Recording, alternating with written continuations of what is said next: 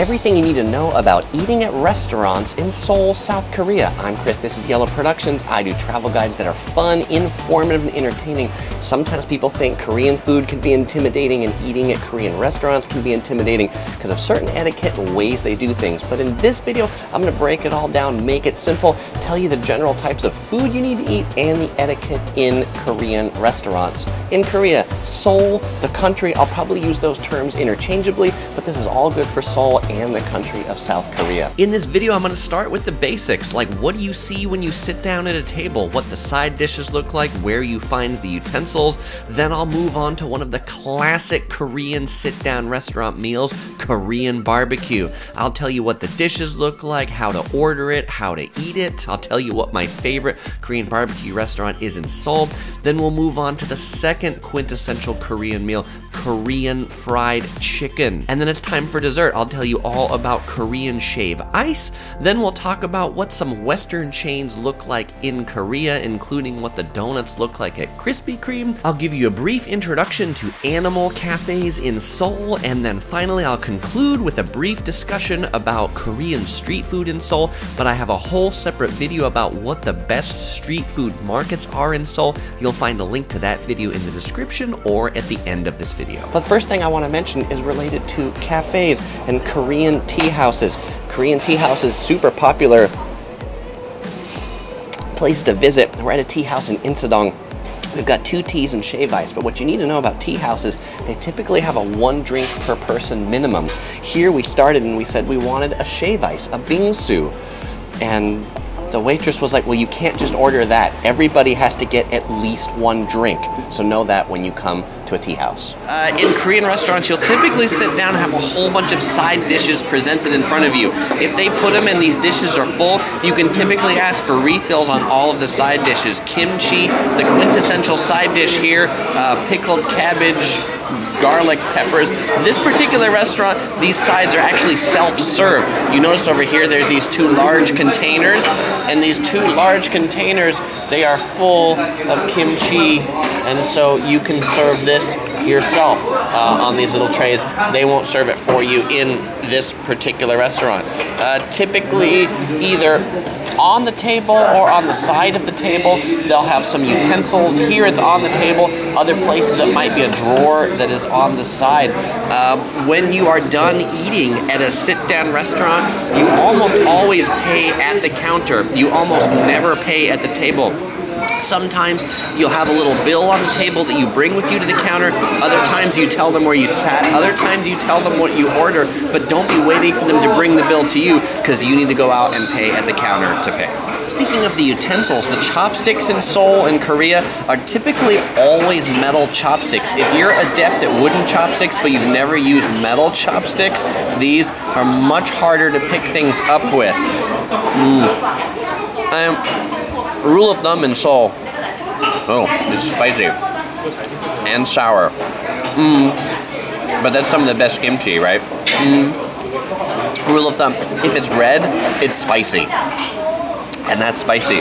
But not everything is red, and so not everything is spicy. If you're looking for things that are not spicy, generally get something that is not red in color. Before you go to Seoul, you should definitely know about Korean barbecue. Korean barbecue is my favorite thing to eat in Seoul, and many visitors feel the same. You'll find Korean barbecue or meat houses everywhere in Seoul, but if you're deciding which one to eat at, you kind of need to decide whether you want beef or pork. They sort of generally specialize in the 2 different types of meats. You'll find some that are all together, but they're usually separate. And if you're here, I would suggest you find, if you like beef, find beef that is bred in Korea. The Korean beef will be the most tender and tasty, but it is expensive. Don't expect to find cheap, all-you-can-eat Korean barbecue. It's gonna cost you a pretty penny. So if you're at a Korean barbecue restaurant that serves you lettuce, then the proper way to eat this is you pick up the meat after it's been barbecued. You'll typically have some kind of a sauce. This is like a sesame and a salt sauce. It goes in there, get it in there liberally, and then you'll get some chili sauce. You want to get a lot of that too, which is hard for me to do one-handed because I can't hold it. And then you put it in the lettuce, and there'll typically be some kimchi or some side thing. You get a liberal scoop of that on there, and then this is where the chopsticks go away, because now it's a hand food. You take this and you kind of wrap it all up, and then the whole thing just goes,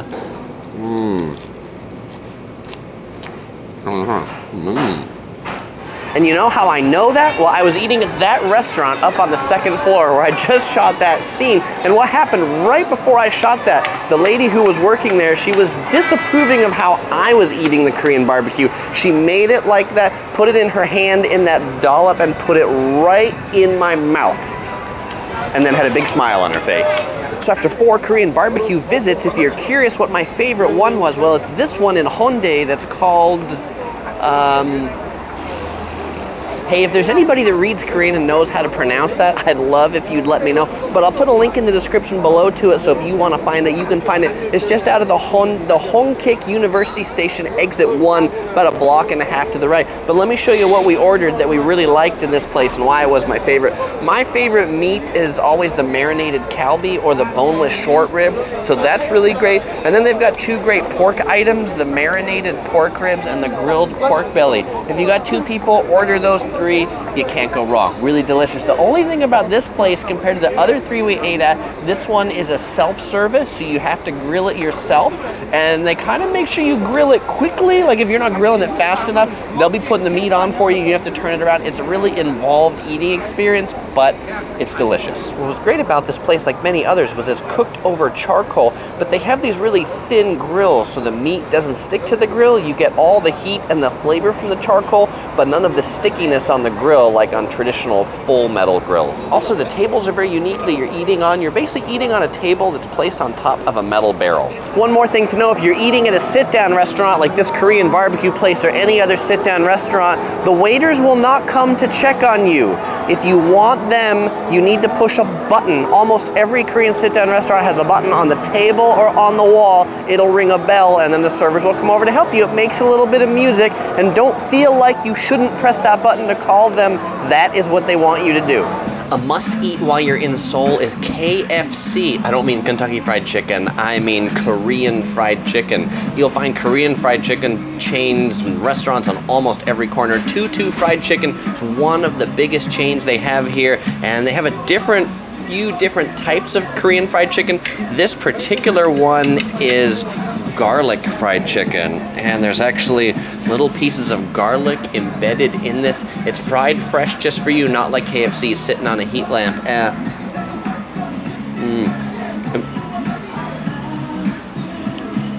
It's moist, nice garlicky flavor, but you know, best of all, Korean fried chicken, it doesn't come with mashed potatoes. What does it come with? Yes, of course, kimchi right here. Oh, that's too big of a piece for me to chomp on video. Kimchi, a great side dish for your chicken. And some steamed dumplings, Korean steamed dumplings. What a great pairing. It's steaming. Pretty good too, but it's got some soy sauce on the side. Better with the soy sauce.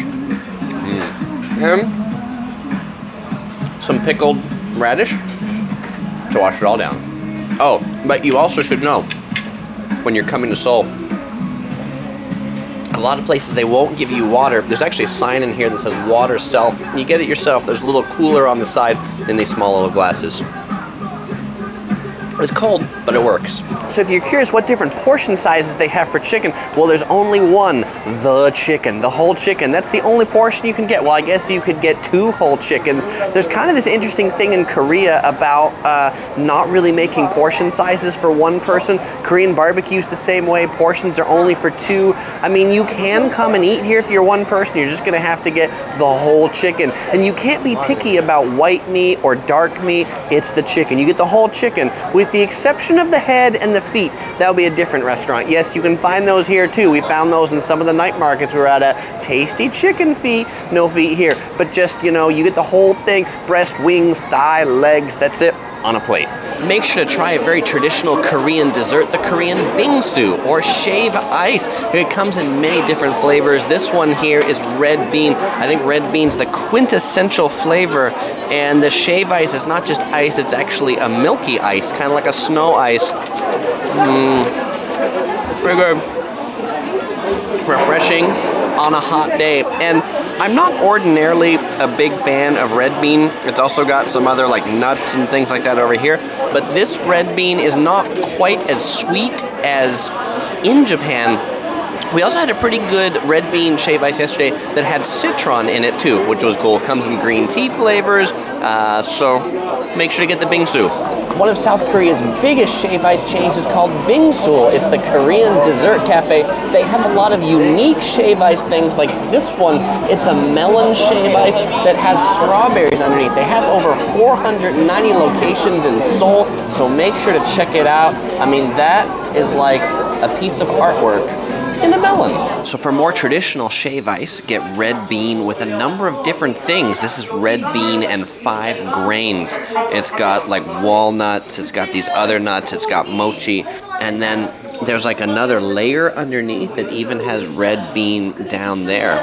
And when you're at these shave ice cafes, make sure to get a foofy drink. This is like a pear drink that's got pear and orange and a stick in it. I mean, it's a taste of a drink that you probably never had before, but it's pretty good. Be aware though, a lot of these places can take quite a long time to make these things. They typically will give you a buzzer, and when the buzzer rings, you go pick it up, even in a tiny cafe like this one. Seoul has a ton of animal cafes. You'll find people on the street handing out advertisements for cat cafes, dressed as cats. You'll find meerkat cafes, and the dog cafes, well, they don't need quite as much advertisement because you can hear the dogs barking when you walk by. Here's a dog cafe in Hongdae. You can see the dogs in the window too. Aw, they look big and fluffy, ready to pet. When you're in Seoul, check out some of the local chains from your home because they might be different. Krispy Kreme, I figure, would have the same donuts as back at home in the States. Au contraire, mon frère, not so much. This is a nacho cheese donut. Yes, a nacho cheese donut. And it has basically what looks like nacho cheese Doritos dust. Dunkin' Donuts has different things. McDonald's has like bulgogi burgers and shrimp burgers. So do check out some of those chains for their unique items. Actually, this Krispy Kreme, 80% of the donuts are donuts that I've never seen before. You curious how a nacho cheese donut tastes? I am. Wow. I like it. It's strange, but I like it. I mean, the combination of sweetness plus nacho cheese.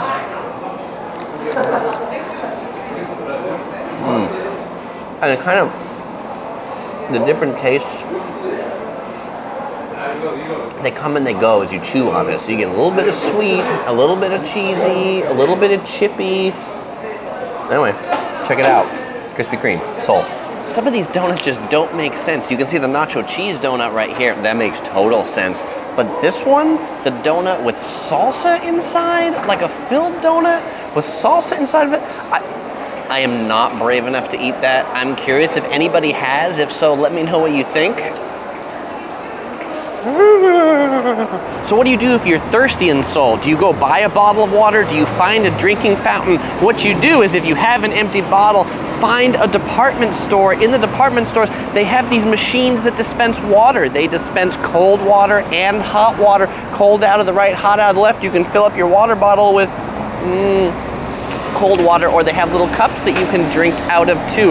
It is not advised to drink the tap water without boiling it. Seoul is also really big on street food and street food markets. If you want to know more about eating Korean street food in Seoul, I've got a whole separate video about the best street food markets in Seoul. You can find a link there in your upper right or in the description below. A quintessential Korean food to get from a street vendor is tteokbokki. So they've got it right here. 3,000 won, I got my money ready. Let's go get it. Hello. Tteokbokki, please.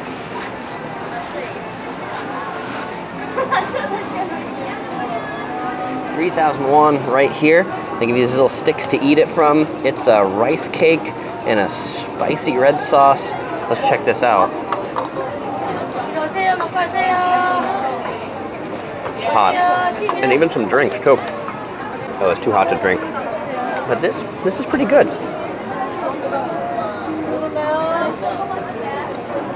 Check out the tteokbokki when you're in Seoul.